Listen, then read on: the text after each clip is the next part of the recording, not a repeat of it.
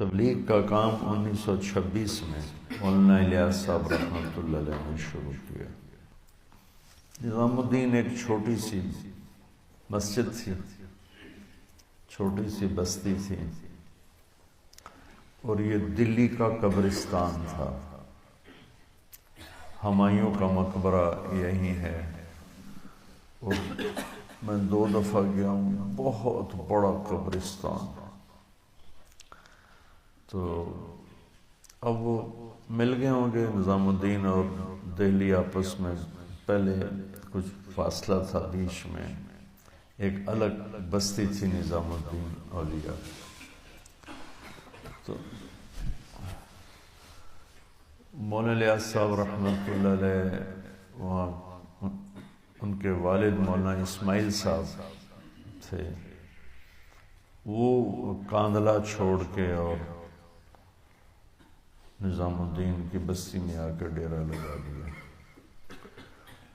انہوں نے پہلے میواتیوں سے دوستی لگائی، وہ جو آپ نے پتہ نہیں سنے کہ نہیں، حقہ تازہ کر کے راستے میں بیٹھ جاتے تھے، کہتے آؤ بھائی حقہ پیو۔ تو پھر ان سے کہتے کہ تم لوگ کہاں جا رہے ہو؟ وہ کہتے کہ ہم جا رہے ہیں دہلی، مزدوری کرنے جا رہے ہیں۔ کتنے پیسے لوگے؟ 2 آنے کا 2 آنے میں دیتا ہوں اور میرے پاس مزدوری کرو۔ تو وہ جاتے تو ان کو وضو سکھاتے، نماز سکھاتے، ضروریات دین سکھاتے تھے۔ یہاں سے میواتی قوم اور اس گھرانے کا تعلق شروع ہوا۔ ان کے انتقال کے بعد ان کے بیٹے تھے مولانا محمد صاحب، پہلی بیوی سے، وہ تشریف فرما ہوئے۔ تو وہ کوئی 20 برس رہے، کوئی 1898 میں ان کا انتقال ہوا۔ تو پھر مولانا الیاس صاحب 1926 میں تبلیغ کا کام شروع کیا، اور بالکل نہ سمجھ میں آنے والی بات تھی، عوام کے بھی، خواص کے بھی، نہ اپنوں نے تائید کی نہ غیروں نے تائید کی، کسی نے بھی اس کو قبول نہیں کیا۔ فکراً، ذہنی طور پر اس ترتیب محنت کو سب نے رد کر دیا، سوائے 2 شخصیات، ایک مفتی کفایت اللہ صاحب اور ایک مولانا حسین احمد مدنی صاحب رحمۃ اللہ علیہ۔ وہ بھی صرف اتنا کہ بات تمہاری ٹھیک ہے، کرے گا کون؟ تو ان 2 حضرات کی صرف ذہنی تائید تھی بس۔ تو اللہ کو منظور تھا آخر زمانے میں دین کو زندہ کرنا۔ اس سے پہلے جتنے دین کے کام چل رہے تھے ان میں بڑے کام 2 تھے، ایک مدارس اور ایک خانقاہیں۔ مدارس اور خانقاہیں صرف طلب والوں کے لیے، بے طلب کے لیے نہ آج کے دور میں بھی مدرسے میں کوئی گنجائش ہے، نہ خانقاہ میں کوئی گنجائش۔ جو طلب لے کر آتا ہے، جو سیکھنا چاہتا ہے، اس کے لیے مدرسہ میں گنجائش ہے، اور مخصوص عمر ہے، ہر عمر میں نہیں آ سکتا۔ اور تصوف میں بھی ایسے ہی ہے کہ جو استفادہ کرنا چاہتا ہے تو اس کے اندر طلب ہونی چاہیے۔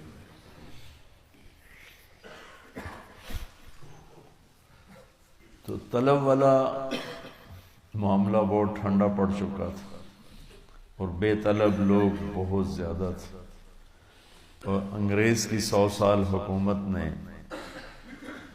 دین سے ویسے ہی فاصلے پیدا کر دیے۔ تو پھر اللہ تعالیٰ نے مولانا الیاس صاحب کو یہ رخ سمجھایا کہ خود چل کے جاؤ۔ یہ سارا کام الہام ہوا۔ تو میواتیوں میں پہلے محنت شروع کی، ان پڑھ لوگ میواتی، جس جماعت کو حضرت تھانوی کے پاس بھیجا تھا مولانا صاحب نے، اس کے ایک صاحب جو لمبی عمر پائی، زندہ رہے، میں نے ان کی زیارت کی، میاں جی دین محمد میواتی تھے، اور ایسے داعی تھے جب وہ اللہ کو بولتے تھے نا دل ہلا کے رکھ دیتے تھے، اور رہتے تھے قصور کے پاس، لیکن پتوں کی تک اپنے گدھے پہ جایا کرتے تھے، لاہور جاتے تھے اپنے گدھے پر، ساری زندگی کھوتے کی سواری۔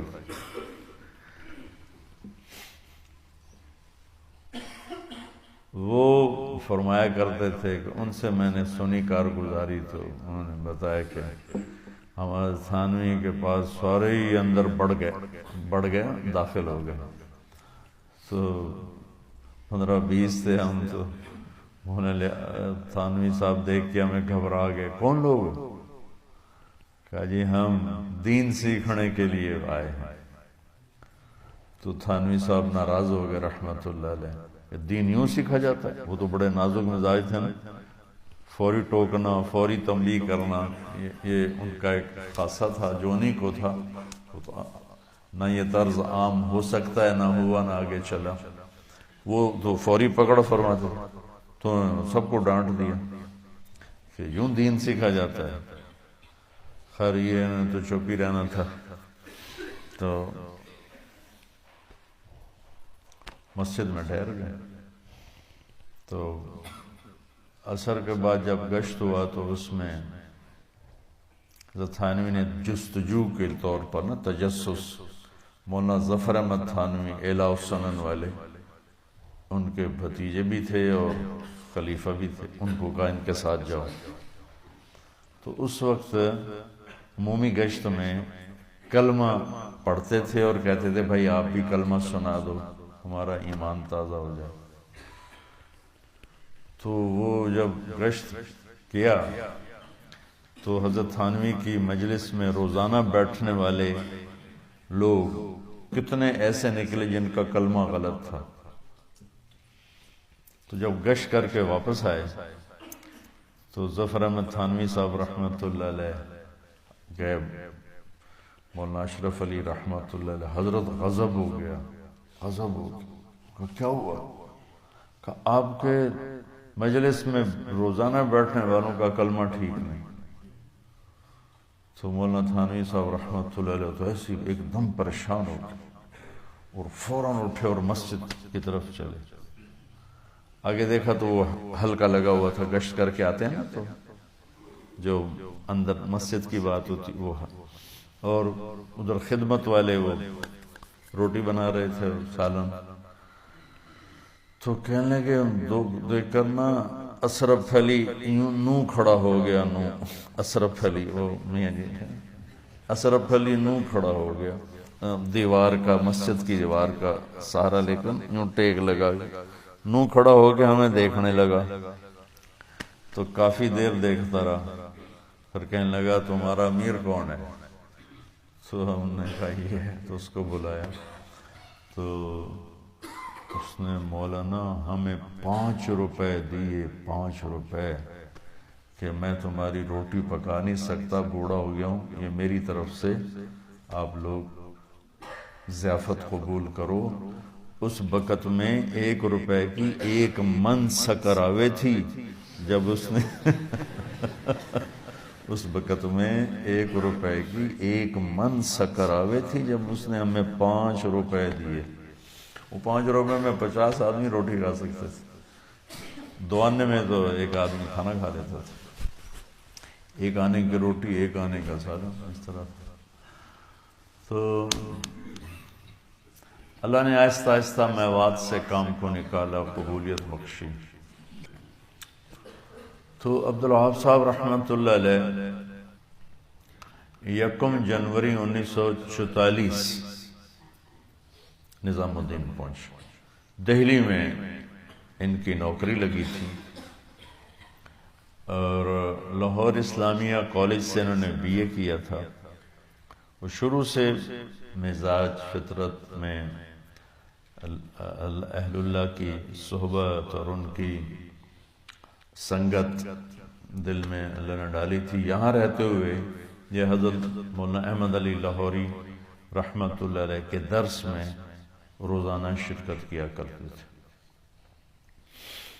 تو ان کے والد بڑے سیاسی آدمی تھے، عاشق حسین صاحب، راؤ عاشق حسین. انہوں نے ان کی نوکری لگوا دی دہلی. تو ان کو وہاں کہنے لگے مجھے ایسے پتہ چلا کہ نظام الدین میں ایک مولوی صاحب ہیں جو دین سکھاتے ہیں اور چوروں کو بھی گلے لگاتے ہیں. اس طرح کیونکہ باتیں چل پڑی ہوں تو میں ان کو دیکھنے کے لیے گیا. تو 1 جنوری 1944 پہلا دن تھا عبدالوہاب صاحب کا جب وہ نظام الدین میں داخل ہوئے، اور 18 نومبر 2018 ان کا آخری دن تھا. اس میں اس بندے نے تبلیغ کے سوا ہر شے قربان کر دیا. تو وہ ایک واقعہ ہوا. استعداد تو پہلے سے اللہ نے رکھی تھی اور قبولیت بھی تھی اور کام بھی لینا تھا.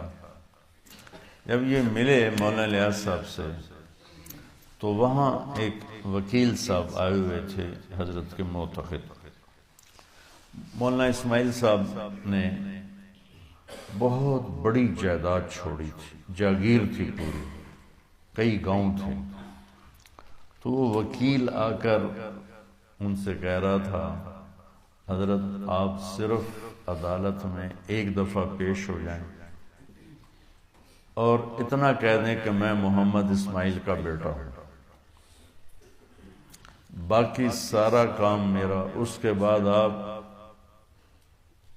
پورے اس کیس میں ایک دفعہ بھی نہیں آئیں گے اور میں ساری آپ کی جائیداد چھڑوا کے آپ کو دلا دوں.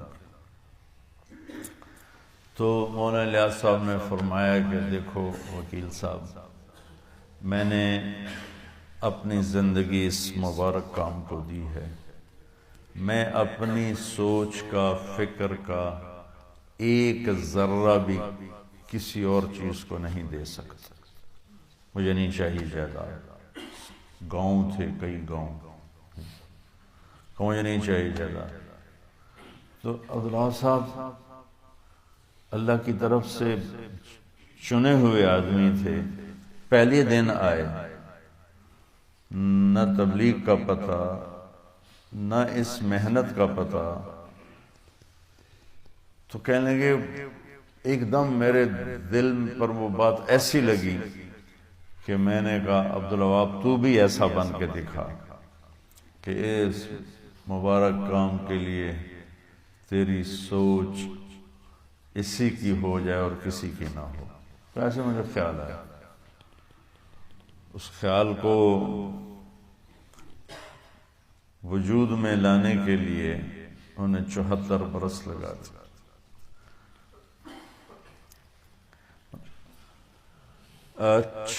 چھ مہینے مولانا الیاس صاحب کی صحبت نصیب ہوئی، آخری 6 مہینے. لیکن ان کی مثال تھی ابو ہریرہ جیسی کہ حضرت جی مولانا انعام صاحب تو بچپن سے موت تک ساتھ رہے. مولانا سعید خان صاحب 4 برس ساتھ رہے، اور ان کے ساتھ ہی مولانا الیاس صاحب کے لمبا زمانہ صحبت کا پایا. عبدالوہاب صاحب نے صرف 6 ماہ پائے. لیکن سب سے زیادہ مولانا الیاس صاحب کی باتیں عبدالوہاب صاحب سنایا کرتے تھے. مولانا انعام صاحب کی تو ویسی عادت بہت کم بولنے کی تھی. مولانا سعید خان صاحب رحمۃ اللہ علیہ کے ساتھ میں 12 برس رہا. عبدالوہاب صاحب کے ساتھ 50 برس، 48 سال ہو گئے. تو مولانا الیاس صاحب کی اتنی باتیں سناتے تھے تو مجھے حضرت ابو ہریرہ یاد آ جاتے تھے کہ جو آئے سب سے آخر میں، آخری صحابہ میں ہے، اور سب سے زیادہ حدیثیں حضرت ابو ہریرہ کی طرف منقول ہیں کہ وہ اصحاب صفہ میں جا بیٹھے، نہ کھانے کی پرواہ، نہ گھر کی پرواہ، اور سارا دن بس منتظر رہتے تھے. تو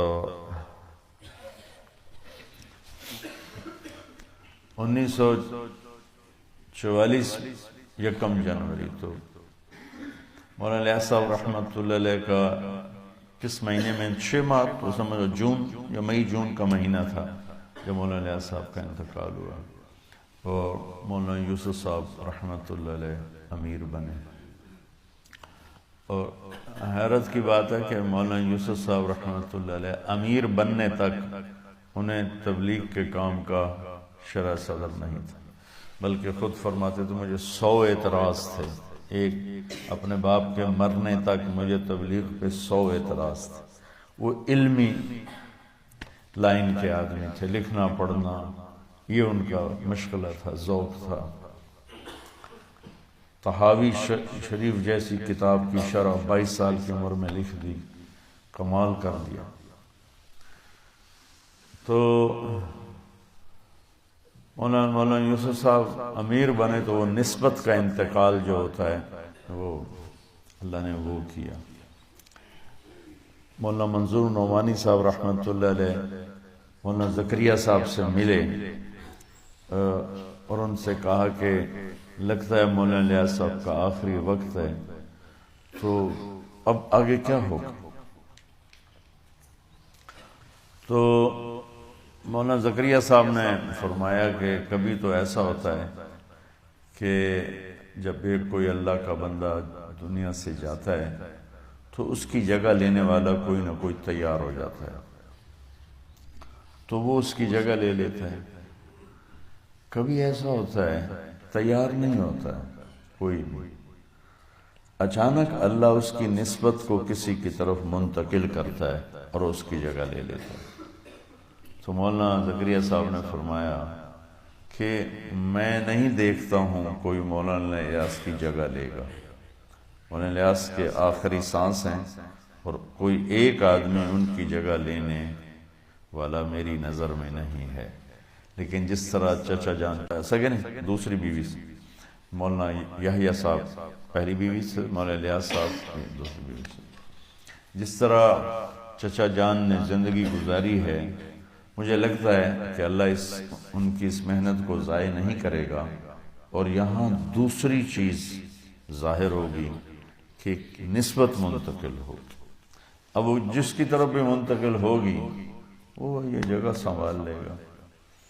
تو پھر مولانا الیاس صاحب رحمۃ اللہ علیہ نے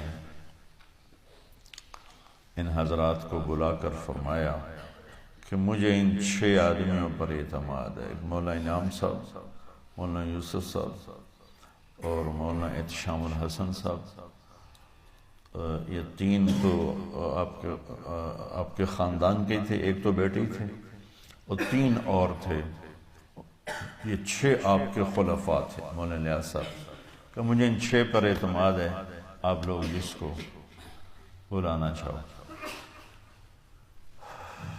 مولانا عبید اللہ سندھی کا نام آپ لوگوں نے سنا؟ وہ نا اللہ تعالیٰ نے ان کو فراست ایسی دی تھی کہ وہ اس طرح بات کر دیتے تھے جیسے دیکھ کے کر رہے ہیں، اس طرح کرتے تھے۔ تو وہ تشریف لائے نظام الدین مولانا الیاس صاحب سے ملنے، تو مولانا یوسف صاحب اس وقت تبلیغ کے مخالفت کی انتہا پر، باپ سے درپردہ شدید مخالفت۔ مولانا احتشام صاحب رحمۃ اللہ علیہ وہ تبلیغ میں سرگرم، جو مسلمانوں کی پستی کا واحد علاج ہے نا، تو مولانا عبید اللہ سندھی تشریف لائے، تو مولانا الیاس صاحب کے بیماری کے ایام تھے، تو ان کو ملانے کے لیے وہ تھوڑی دیر انتظار تھا، تو وہ برآمدے میں بیٹھ گئے، تو یہ دونوں حضرات آئے، مولانا یوسف صاحب اور مولانا احتشام صاحب۔ تو انہوں نے پوچھا یہ کون ہے؟ کہ یہ ان کے بیٹے ہیں، یہ ان کے رشتے میں تو کچھ تھے، ایک ہی خاندان۔ کہنے لگے یہ تو کام نہیں کرے گا، یہ کام کرے گا۔ مولانا احتشام کی طرف اشارہ کر کر یہ تو کام نہیں کرے گا، یہ بچہ کام کرے گا۔ تو مولانا الیاس صاحب سے پھر ان کی ملاقات ہوئی، وہ تشریف لے گئے، تو جو بیٹھے سن رہے تھے انہوں نے کہا جی آج مولانا عبید اللہ سندھی صاحب نے یہ فرمایا، تو مولانا الیاس صاحب خوشی سے ایسے بستر سے اچھل رہے، اچھا یہ کہا ہے، اچھا، کیونکہ ان کی یہ فراست مشہور تھی سارے دہلی میں، اچھا یہ کہا ہے، اچھا یہ کہا۔ تو جب مولانا الیاس صاحب کے آخری سانس تھے تو انہوں نے فرمایا یوسف آ جا گلے مل لے، تو مولانا یوسف صاحب کو یوں سینے پر لٹایا، اسی وقت کوئی اللہ کا غیبی نظام حرکت میں آیا اور نسبت اہل کی طرف منتقل ہوتی نا، نہ اہل کی طرف ہوتی بھی نہیں جب یہ کام ہوتا، کیا نسبت منتقل ہوئی کہ پھر وہ بندہ 21 برس بولتا گیا، 21 برس، 18 گھنٹے بولتے تھے، 18 گھنٹے۔ یہی شان عبدالوہاب صاحب میں تھی۔ اور مولانا جان صاحب رحمۃ اللہ علیہ جب مولانا یوسف صاحب کو امیر بنایا گیا تو وہ معترض ہو گیا کہ یہ تو اقربا پرستی ہے۔ مولانا یوسف صاحب تو تبلیغ کے خلاف تھے، تو تھوڑا سا ان کو نا یہ چیز چبھی کہ یہ صحیح نہیں ہو، لیکن مولانا یوسف صاحب کا ساتھ دیا۔ لیکن جب مولانا انعام صاحب امیر بنے، مولانا انعام صاحب تو بولتے ہی نہیں تھے، خاموش رہتے تھے، تو پھر وہ تبلیغ سے کٹ گیا مولانا شام صاحب، اور تبلیغ کے خلاف رسالہ لکھا۔ یہ شاید آپ بہت کم بچوں کو معلوم ہے، تبلیغ کے رد میں پھر رسالہ لکھا۔ اللہ تعالیٰ سے حسن کیا ہے سیرت بھی مانگو اور حسن خاتمہ بھی مانگو۔ خیر تبلیغ کی مخالفت سے کوئی سوء خاتمہ نہیں ہوتا، وہ بہت بڑے اللہ والے تھے، بڑے اہل اللہ میں سے تھے۔ بس تبلیغ کے بارے میں منقبض ہو گو مولانا عبید اللہ سندھی والی بات کہ یہ بچہ کام نہیں کرے گا، یہ کام کرے گا، تو وہ اللہ نے ثابت کر کے دکھائے۔ تو مولانا الیاس صاحب کے مرنے پر عبدالوہاب صاحب نے نوکری سے استعفیٰ دے دی اور نظام الدین آ کے پڑھ گئے۔ تو ان کے باپ آئے اور مولانا یوسف صاحب سے کہا کہ یہ دیوانہ ہو گیا ہے، اس کو گھر بھیجو، نوکری چھوڑ دی۔ تو مولانا یوسف صاحب نے ان کو بلایا اور کہا بھائی جاؤ نوکری کرو، اور ان کے باپ کو خوش کیا۔ اچھا وہ چلے گئے تو بلا کے کہا ڈٹے رہو، ڈٹے رہو۔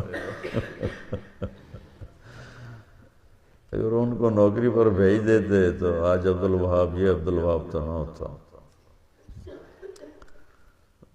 میری زندگی میں یہ سب سے بڑا جنازہ میں نے دیکھا تھا جنید کا رحمۃ اللہ علیہ۔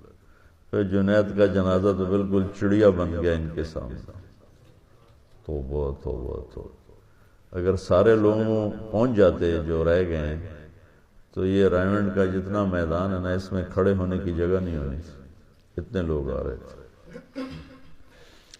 تو باپ نے ان کو پھنسانے کے لیے ان کی شادی کی اجازت چاہیے مولانا یوسف صاحب سے۔ انہوں نے کہا بھی شادی تو کرو سنت۔ عجیب بات بتاؤں، شادی کی اور پہلی رات ہی بیوی سے کہا مجھے ایک کام کرنا ہے، جب تک دنیا میں ہدایت نہ آئے میں نے کسی کام میں نہیں لگنا، تو مجھے معاف کر۔ لیکن اللہ لوگوں کو چنتا ہے جب کسی کام کے لیے، پھر ان کو اسی میں وہ گم کر دیتا ہے۔ عبدالوہاب نہ ہوتے تو رائمنڈ کا مرکز نہ ہوتا۔ ایک آدمی کے سر پہ صحرا ہے رائمنڈ کا مرکز، ایک۔ تو پھر نظام الدین میں ڈیرے ڈال لیے۔ فرمایا کرتے تھے ایک جوڑا ہوتا تھا تو وہ میلا ہو جاتا تو میں رات کو غسل خانے میں جا کے اسے دھوتا، اور دھو کے پھر اسے گیلے کوئی پہن کے آ کے مسجد میں پنکھے کے نیچے بیٹھ جاتا تھا، پھر پنکھے کی ہوا سے وہ جوڑا خشک ہوتا تھا۔ دوسرا جوڑا میرے پاس نہیں ہوتا تھا کہ میں ایک دھو لوں اور ایک پہن لوں۔ اس طرح صورتحال بنی۔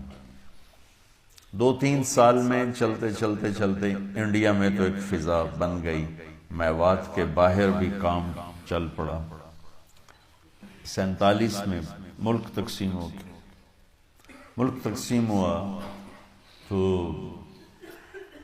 بہت سے لوگ وہیں رہ گئے، بہت سے آ گئے۔ تو مولانا یوسف صاحب رحمۃ اللہ علیہ نے فرمایا کہ پاکستان کون کام کو اٹھائے گا؟ عبداللہ صاحب کا ادھر آنے کا ارادہ نہیں تھا، اب بھی ان کا خاندان ادھر ہے کافی۔ تو پاکستان میں کام کو کون اٹھائے گا؟ تو عبداللہ صاحب نے کہا کہ میں کروں گا۔ تو انہوں نے کہا ٹھیک۔ تو ایک عبدالخالق صاحب تھے، ایک شفیق صاحب تھے، ایک عبداللہ صاحب تھے، یہ 3-4 اس وقت نوجوان تھے۔ ان کو آپ نے تیار کیا کہ تم یہاں سے جاؤ اور پاکستان جا کے کام اٹھاؤ۔ تو جس ٹرین میں یہ تھے، ہر اسٹیشن پر اسے سکھوں نے قتل و غارت کا نشانہ بنایا۔ یہ جس ڈبے میں تھے، یہ جب ٹرین اسٹیشن پر آتی یا ٹوائلٹ میں چھپ جاتے، تو سکھ یا بلوائی کٹھے ہوتے اس ڈبے کے سامنے، اور آدھے ادھر حملے کے لیے جاتے، آدھے ادھر اس ڈبے کو چھوڑ جاتے۔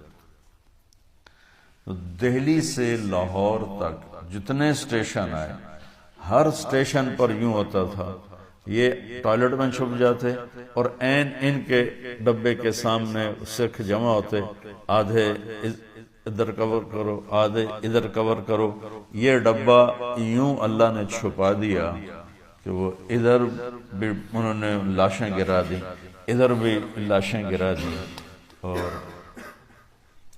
ایک ہندو کے دل میں اللہ نے رحم ڈال دیا، وہ برہمن پنڈت، وہ اس ڈبے میں اکیلا بیٹھا، ان کو کہتا ادھر کوئی نہیں ہے، ادھر کوئی نہیں ہے، تو وہ ادھر ہو جاتے، ادھر ہو جاتے۔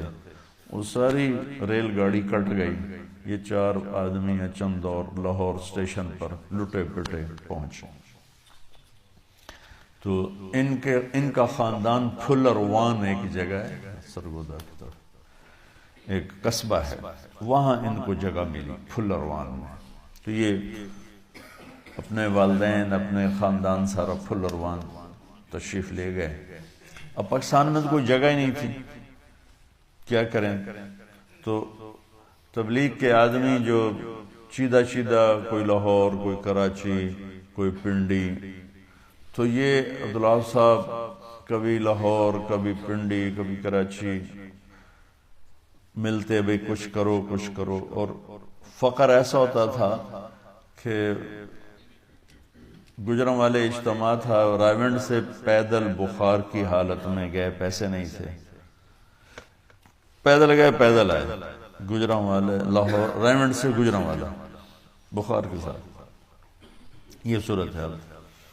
تو پھر یہ جب بار بار اکٹھے ہوئے تو سوچنے لگے ہمارا بھی کوئی مرکز ہونا چاہیے۔ تو مولانا یوسف صاحب رحمۃ اللہ علیہ سے پوچھا گیا ہم کیا کریں؟ تو اس وقت میواتی جو انڈیا سے آئے تھے وہ رائیونڈ کے چاروں طرف آباد ہوئے، اور جگہوں پر بھی گئے، لیکن یہاں زیادہ، اب بھی ان کی تعداد یہاں زیادہ ہے۔ تو مولانا یوسف صاحب نے ایک جماعت تشکیل کی کہ تم لوگ چلہ لگاؤ، 10 دن مشرق کی طرف، 10 دن مغرب، 10 دن شمال، 10 دن جنوب۔ چلے کے بعد ساری جماعت بیٹھ کے استخارہ کرے، مشورہ کرے کہ ہمیں کہاں اپنا مرکز بنانا چاہیے، وہاں بیٹھ جائے۔ تو میاں جی عبداللہ رحمۃ اللہ علیہ اس جماعت کے امیر بنے، اور 10 دن انہوں نے ادھر لگائے، 10 دن ادھر لگائے، 10 دن ادھر لگائے، 10 دن ادھر لگائے، 40 دن اس چلے میں ایک نوجوان انہیں ملے میواتی، میاں جی سلیمان۔ ان کو میاں جی عبداللہ رحمۃ اللہ علیہ نے کہا، وہ حافظ تھے، کہ ہم دین کا بڑا مرکز بنا رہے ہیں، تم بھی آ جاؤ، تمہیں امام بنائیں۔ ان کا نکاح مولانا الیاس صاحب نے پڑھایا تھا، تو وہ بھی ساتھ ہو گئے، حافظ سلیمان صاحب، جو بعد میں رائمنڈ مرکز کے امیر رہے 1953 سے لے کر 1994 تک۔ تو یہ سارے چلہ لگانے کے بعد جمع ہو گئے، بھئی کہاں بیٹھے؟ تو سب نے مشورہ کیا، تو یہ طے ہوا کہ رائمنڈ میں بیٹھے۔ تو رائمنڈ ریلوے اسٹیشن سے ریل گاڑی جب آگے جاتی ہے کوٹ راجہ کشن کی طرف، اس طرف لاہور کی طرف نہیں، تو آگے سیدھے ہاتھ ہی پلیٹ فارم سے اترتے ہی ایک مسجد، اس مسجد میں ہم نے کئی دفعہ جمعرات کی جماعت لے کر گئے، وہاں شب گزاری، وہاں انہوں نے ڈیرا ڈال دیا۔ اور میاں جی عبداللہ رات کو اتنا تڑپتے تھے، روتے تھے کہ محلے والے صبح پوچھتے رات کون بیمار تھا؟ آپ کے ساتھیوں میں بڑے رونے کی آوازیں آ رہی تھیں۔ وہ میاں جی عبداللہ ہوتے تھے، وہ بیمار نہیں تھے۔ وہ حافظ سلیمان صاحب فرمانے لگے کہ وہ تہجد پڑھنے کے بعد نا زمین پہ سے لوٹ پوٹ ہوتے تھے، جیسے چھوٹا بچہ ضد کرتے ہوئے لوٹ پوٹ ہوتا ہے، تو کہتے یا اللہ ہدایت دے دے، یا اللہ ہدایت دے دے، یا اللہ ہدایت دے دے۔ تو یہ چند لوگ ہوتے تھے، سارے میواتی، ایک عبدالوہاب صاحب غیر میواتی ہوتے تھے۔ بستی کے لوگوں نے مسجد سے نکال دیا، تو پھر انہوں نے ریلوے اسٹیشن کراس کر کے قبرستان تھا، اس میں ایک چھپر تھا کسی ملنگ کا، ملنگ چلا گیا تھا، وہاں ڈیرا ڈال دیا۔ کچھ 6 مہینے وہاں رہے، تو وہاں سے پھر بستی والوں نے نکال دیا۔ تو پھر یہ ایک اور مسجد میں جا کے بیٹھے، وہاں سے بھی 6 مہینے بعد نکال دیا۔ اب کیا کریں، کدھر جائیں؟ تو یہ جگہ جو موجودہ ہے، یہ ہندوؤں کا شمشان، مرگھٹ، جہاں آ کے ہندو مردے جلاتے تھے، یہ جگہ اس کے لیے تھی۔ تو قریشی شفیع صاحب رحمۃ اللہ علیہ جو پہلے امیر تھے پاکستان کے، ان کے پارٹنر تھے دین محمد صاحب، دین محمد صاحب۔ گورنر جنرل غلام محمد، قائد اعظم کے بعد جو بنے غلام محمد، وہ ان کے قریبی رشتہ دار تھے۔ تو انہوں نے غلام محمد سے رحمت اللہ علیہ سے یہ رائمنڈ کا ٹکڑا الاٹ کروا دیا میاں جی عبداللہ کے نام۔ تو انہوں نے اس کو کر دیا مرکز کے نام۔ تو جب اس طرح یہ مسلسل نکالے گئے تو 1951 میں یہ سارے 15 شعبان کو جمع ہوئے، جتنے بھی پرانے لوگ تھے، چند 15-20، کبھی مشورہ کرو کہ اب مرکز بنائیں، کبھی ادھر جاتے ہیں کبھی ادھر جاتے ہیں۔ تو 15 شعبان کو سب جاگے، روزہ رکھا، اور اس کے بعد سارے بیٹھے، مشورہ ہوا، تو اللہ نے ان کے دل میں ڈالا کہ رائمنڈ اسٹیشن کے اس جزر، یہ جگہ، یہاں ہمیں اپنا اڈا بنانا چاہیے۔ اور ادھر یہ جگہ الاٹ بھی ہو گئی تھی جی عبداللہ کی طرف سے، تو انہوں نے آگے دے دی۔ تو یہاں ایک چھپر بنا لیا، اور اس میں یہ سارے مل کے بیٹھ گئے۔ 51-52 9 جولائی 1953 پہلا اجتماع طے ہوا، مولانا یوسف صاحب کی آمد، اور میواتیوں میں یہ شور مچا ہوا تھا کہ مولانا یوسف صاحب آ رہے ہیں، سب کو واپس لے جائیں گے ہندوستان۔ جو یہاں سے ادھر گئے ان کا وہاں دل نہیں لگتا تھا، جو وہاں سے ادھر آئے ان کا یہاں دل نہیں لگتا تھا۔ وطن چھوڑنا کوئی آسان تو نہیں ہوتا ہے۔ 82 کی بات ہے، میں انڈیا گیا اکیلا، ٹرین میں تھا تو جالندھر سے رش چڑھا، لوگ کھڑے ہو گئے، تو ایک نوجوان سا تھا، وہ جوان تھا، نوجوان تو نہیں تھا، وہ کھڑا ہوا تھا، تو میں ایک سکھ کو دعوت دے رہا تھا، تو میری غور سے نہ سنتا رہا، تو مجھ سے انگریزی کہتا فرام ویئر یو آر، میں کہا فرام پاکستان، تو پھر کہنے لگا فرام ویئر ان پاکستان، میں کہا ملتان، فرام ویئر ان ملتان، میں کہا وائی آر یو آسکنگ، کیوں پوچھ رہے ہو؟ کہ I am from Multan, a small town Tulamba. جب تلمبا گیا تو میں ہنس پڑا، تو پھر اردو میں بولا ہنسے کیوں ہو؟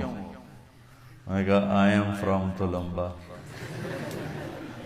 کہنے لگا آپ اپنی بولی بولیے۔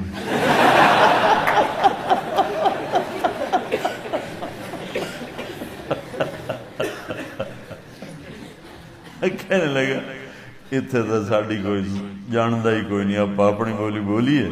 میں کہا بولیے۔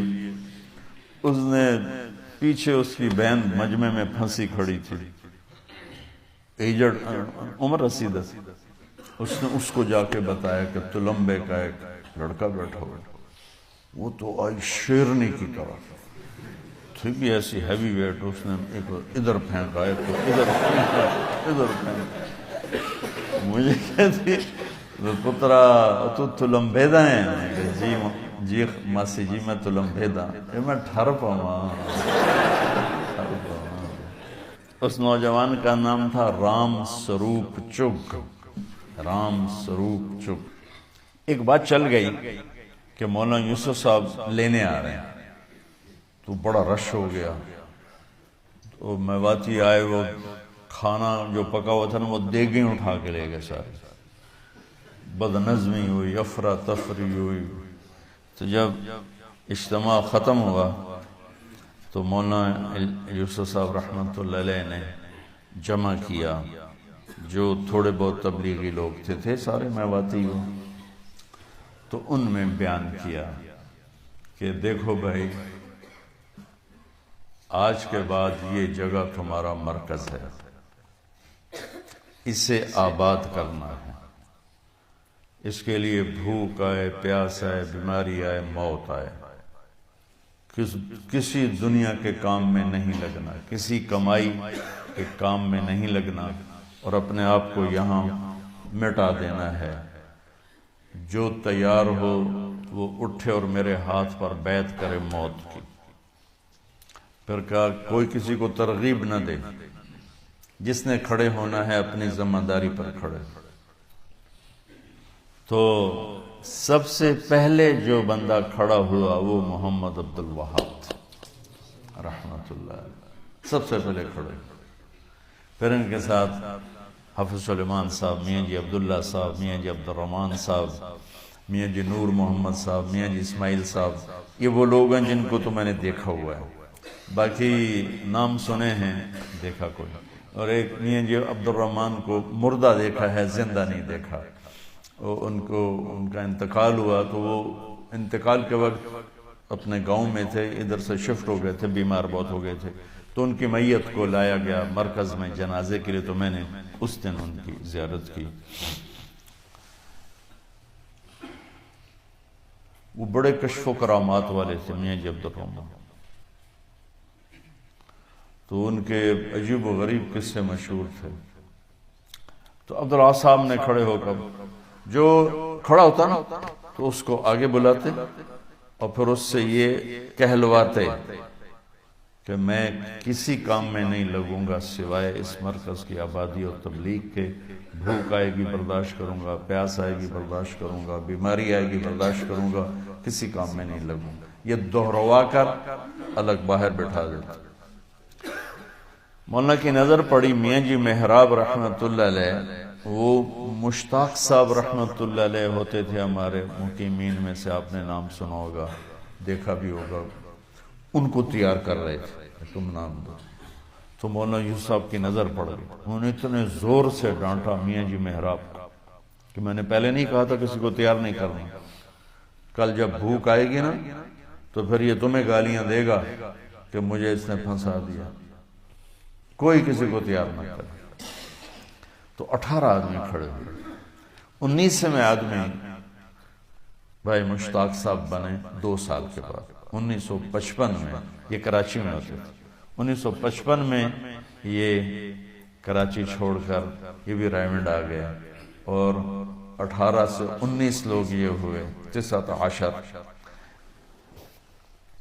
ان لوگوں نے اس کشتی کو کھینچا. پھر اس میں جو موت تک یہیں پڑے رہے وہ میاں جی نور محمد, میاں جی اسماعیل, حافظ سلیمان, میاں جی عبداللہ, مشتاق صاحب, عبدالوہاب صاحب, میاں جی عبدالرشید. میاں جی عبدالرشید نابینا تھے, جنہوں نے زندگی دی کہ نابینا تھے, اور وہ مسجد کے ایسے جیسے یہ کونا ہے نا, یوں ایک کونا تھا مسجد کا پرانی, اس کونے میں ان کا بستر ہوتا تھا. طالب علم مہینہ مہینہ کی ڈیوٹی سے ان کو کھانا پہنچاتے تھے. باقی ہر جگہ مرکز میں آنا جانا وہ اپنی لاٹھی سے کرتے تھے, کسی ان کو سہارے کی ضرورت نہیں ہوتی تھی. عبداللہ صاحب کو تہجد میں آ کے اٹھایا کرتے تھے. ایک دفعہ میں طالب علم کے عبداللہ صاحب برآمدے میں سوئے ہوئے تھے اور میں بھی برآمدے میں تھا, تو میاں جی اے عبدالوہاب اٹھ جا اٹھ جا, اے عبدالوہاب اٹھ جا. تو وہ آ کے ان کو تہجد میں اٹھایا کرتے تھے. وہ کبھی آ جاتے, اے عبدالوہاب سال کے لیے تیار ہوں, نقد ابھی بھیج مجھے, نابینا ہونے کی پرواہ نہ کر, میں سال لگاؤں گا. یہ ان کی بات ہے. تو بچوں, ان 18 لوگوں میں سے جو سب سے زیادہ قربان ہوئے وہ عبدالوہاب صاحب. کیونکہ میاں جی نور محمد تھے, میاں جی اسماعیل تھے, سلیمان تھے, میاں جی عبداللہ, ان سب کے گھر اسی رائمنڈ کی بستی میں بن گئے تھے. یہ اپنے بچوں سمیت تھے. میاں جی نور محمد, میاں جی اسماعیل حفظ پڑھاتے تھے. حافظ سلیمان صاحب امام تھے اور حفظ پڑھاتے تھے. تو جو سب سے زیادہ چکی میں پسا ہے وہ عبداللہ صاحب, کہ نہ دن دیکھا نہ رات دیکھی, نہ اپنے آپ کو دیکھا. اتنا مجاہدہ زندگی میں نے کسی انسان کا نہیں دیکھا. اور فنائیت تھی مولانا الیاس صاحب والی. آنکھوں دیکھا بتا رہا ہوں کہ لقمہ سالن میں ڈبو کے یہاں لائے ہیں اور بات شروع کی ہے تو لقمہ ہاتھ میں پونا گھنٹہ رہ گیا. سالن کوئی 10 دفعہ خادم اٹھا کے لے گیا, گرم کر کے لا کے رکھتا ہے, وہ پھر ٹھنڈا ہو جاتا ہے, وہ پھر جاتا ہے گرم کر کے لا کے رکھتا ہے, پھر ٹھنڈا ہو جاتا ہے, اور لقمہ ہاتھ میں اور ان کی بات چل رہی. تو وہ پھر مشروع ہوا بھائی جب عبداللہ صاحب کھانا کھائیں تو ان کے پاس کوئی نہیں ہونا چاہیے, یہ اکیلے کھانا کھائیں تاکہ یہ کھانا تو کھا لیں, وہ کھانا نہیں کھاتے. میں اور مولانا احسان صاحب کمرے میں داخل ہوئے اکٹھے, تو یہ کرتا ہے نا, تو کرتا ہاتھ میں تھا اور نیچے بنیان پہنی ہوئی تھی اور کرتا ہاتھ میں تھا, اور یوں یہ آستینوں میں یوں ہاتھ ڈال رہے تھے. اب یہ میرے آپ ہاتھ دیکھ رہے ہیں, یہاں تک ان کے ہاتھ پہنچے تھے کہ میں اور مولانا احسان صاحب آ گئے, ہم سے بات شروع کر دی. آپ یقین مانو بچوں کہ یہاں آپ ذرا جوان ہو, ایسے آپ 5 منٹ کے بعد تھک جاؤ گے. کوئی 10 سے 15 منٹ ان کے ہاتھ یہاں رہے اور وہ ہم سے بات کرتے رہے. ان کو ہوش ہی نہیں تھا, ان کو ہوش رہتا ہی نہیں تھا جب وہ بات کرتے تھے. اب سب جوان بچے ہو, سحری کھانے کے بعد 1 گھنٹے 2 گھنٹے بعد پیشاب آتا ہی آتا ہے. پانی اتنا پیا ہوتا ہے کہ کتنا ہی مضبوط مثانہ ہو پیشاب آ جاتا ہے, تھکن ہو جاتی ہے. رمضان شریف میں ان کی محنت 100 گنا زیادہ ہو جاتی تھی. 3 گھنٹے کا بیان روز ہوتا تھا اور 5 گھنٹے ہفتے میں ایک بیان 5 گھنٹے کا. 5 گھنٹے نہ پیشاب آ رہا ہے, نہ سر میں درد ہے, نہ تھکن ہو رہی ہے, اور روزہ رکھ کے 5 گھنٹے بیان فرمانا. اور وہاں سے اٹھ کے پھر مشورے میں چلے جانا. عجائب و غرائب تھے شخص. پیدل پھرتے تھے، پیسہ جیب میں نہیں ہوتا تھا. اور حافظ سلیمان صاحب کہنے لگے ہم کبھی آدھی روٹی ملتی روکھی، کبھی چوتھائی روٹی ملتی، اور ہم نمک کے ساتھ کھاتے، اور کبھی 3 دن ملتا ہی کچھ نہیں. تو میاں جی عبداللہ فرماتے لوٹ لو بھوک کے مزے لوٹ لو، رائمنڈ میں ایک وقت آئے گا یہاں کبھی فاقہ نہ ہوگا، تم بھوک کے مزے لوٹ لو. تو اس میں جو کہیں نہیں گئے، نہ بیوی نہ بچے نہ گھر نہ در، جائیداد اپنی بھائیوں کو دے دی. 2 بھائی تھے، ایک تو مجذوب سے تھے، دوسرے راؤ الیاس صاحب ان کو دے دی. اکیلے رائمنڈ میں پڑے رہتے تھے، اکیلے تنہا. کوئی ایک آدمی ساتھ نہیں ہوتا تھا کہ نماز پڑھ لیں. بعض اوقات ایسا ٹائم ہوتا تھا کوئی ایک آدمی ساتھ نہیں ہوتا. تو مجھے وہاں سے ایک ساتھی نے اپنا خواب بھیجا، انگلینڈ میں ہوتے ہیں، کہ اللہ کے نبی نے فرمایا کہ عبدالوہاب بہت تھک کے آیا ہے، اس سے اب آرام کرنا ہے. بہت تھک کے آیا ہے، اسے آرام کرنا. اس عمر میں بھی جب تک ان کی ہمت تھی، وہ 3000 دفعہ میں یہ پڑھتا ہوں، 1000 دفعہ یہ پڑھتا ہوں، 2000 دفعہ یہ پڑھتا ہوں. اتنی تسبیح بتائی کہ میں تو بھول ہی گیا ہوں. تو میرے جیسا تو سن کے ہی سر میں مجھ سے کہنے کہ میرے منہ نے 1000 دفعہ قل شریف روزانہ پڑھ کر سر درد ٹھیک ہو جائے گا. اچھا مر تو جانا ہی ہے، پر زندگی کی قیمت کو اگر کسی نے وصول کیا ہے، اور ہر لمحہ جس نے اللہ کے نام پہ بیچا، وہ ایک ہی آدمی دیکھا، محمد عبدالوہاب. دن رات کی کڑھن، انسانیت کی ہدایت کا غم، انسانیت کے لیے بے قراری. کبھی کہتے کوئی ایسا طریقہ ہو سکتا ہے کہ کافر بھی بخشے جائیں؟ کوئی ایسا طریقہ ہو سکتا ہے کہ کافر بھی جہنم میں نہ جائیں، کافر بھی جہنم سے نکل جائیں؟ انسانیت کی ہمدردی اور انسانیت کا درد جیسا اس شخص کو اللہ نے دیا، دنیا میں کسی کو نہیں تھی. اپنی دعائیں وہ کہتے تھے میں اپنی دعاؤں کی طاقت کو صرف امت کے لیے وقف کر چکا ہوں. اور رمضان شریف میں جو ہدایات کے بعد جاتے تھے نا، آخری 10 منٹ بات کر کے پھر دعا کرانا ہوتی ہے نا، دعا 50 منٹ کی دعا ہوتی تھی، پورا بیان ہوتا تھا، اور برا حال ہو جاتا تھا. مجمع کا ہاتھ اٹھا اٹھا، کبھی نیچے کبھی اوپر کبھی نیچے، اور ان پر ایک کیفیت ہوتی تھی کہ وہ بولے جا رہے ہوتے ہیں بولے جا رہے ہوتے ہیں. تو ان کے لیے دعا فرما دیں اور اللہ سے مانگو. وہ خیر وہ قابل تقلید نہیں تھے، اس سطح کے لوگ قابل تقلید نہیں ہوتے. یہ اللہ کا انتخاب ہوتا ہے کہ ان کو کسی چیز کو، کسی خیر کو وجود میں لانے کے لیے اللہ استعمال فرماتا ہے. تو اللہ نے ان کو اس دعوت کی محنت کو وجود میں لانے کے لیے استعمال کیا. کہ حیرت کی بات ہے، میں نے تو 48 سال میں قریب رہا، ہم حیران ہوتے تھے یہ کیا انسان، کیا عجیب انسانیت کا نبی نہیں تھے لیکن نبیوں کا جو درد اور غم سنتے ہیں نا، وہ ان کے اندر تھا. وہ مولانا الیاس صاحب پھر کیسے ہوں گے؟ تو بچوں اللہ سے ایک تو ان کے لیے سال ثواب بھی کر دو، اللہ ان کے درجہ بلند فرمائے. دوسرا اپنے ذات کے لیے اللہ سے مانگا کرو، بے ثبات سا جہان ہے، پتہ نہیں کب بلاوا آ جائے.